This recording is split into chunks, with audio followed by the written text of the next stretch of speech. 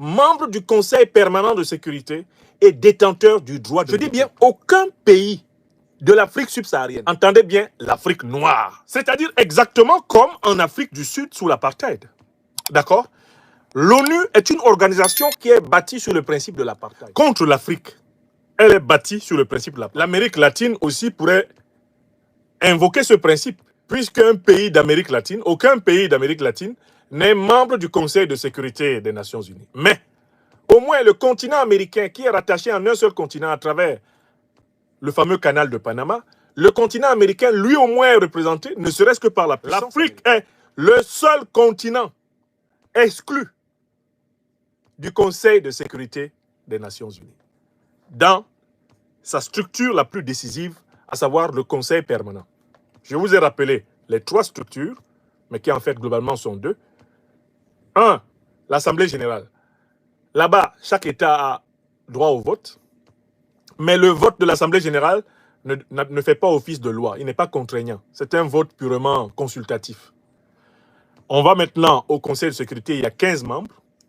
Et dans ce Conseil de sécurité, il y a 10 membres rotatifs, c'est-à-dire les presque 200 autres États. Ils viennent 10 par 10 à chaque fois et ils se remplacent les uns par les autres, alors qu'il y en a 5 qui ne bougent pas.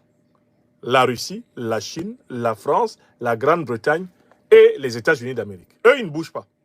Ils détiennent en particulier un pouvoir qu'aucun autre peuple du monde, en dehors de ces 5 n'a, c'est le droit de veto. C'est-à-dire que s'ils ne sont pas d'accord avec les décisions de pratiquement 200 pays du monde, ils le disent et ces décisions ne passent pas. C'est ce que le droit qui se sont octroyés leur donne. Bon. La grande question c'est donc, mais qu'est-ce qui explique ce déséquilibre? D'où vient ce déséquilibre? Ce déséquilibre est en fait le témoignage du rapport de force militaire issu de la Deuxième Guerre mondiale. Tout comme la situation qui prévalait dans la Société des Nations était le témoignage de l'équilibre des forces militaires du 19e siècle.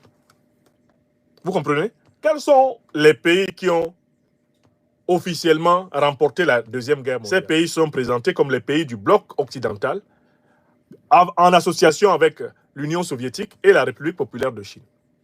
Voilà les pays qui se sont positionnés comme les gagnants de la Deuxième Guerre mondiale. Il y a parmi ces pays-là un pays qui n'a jamais gagné la guerre.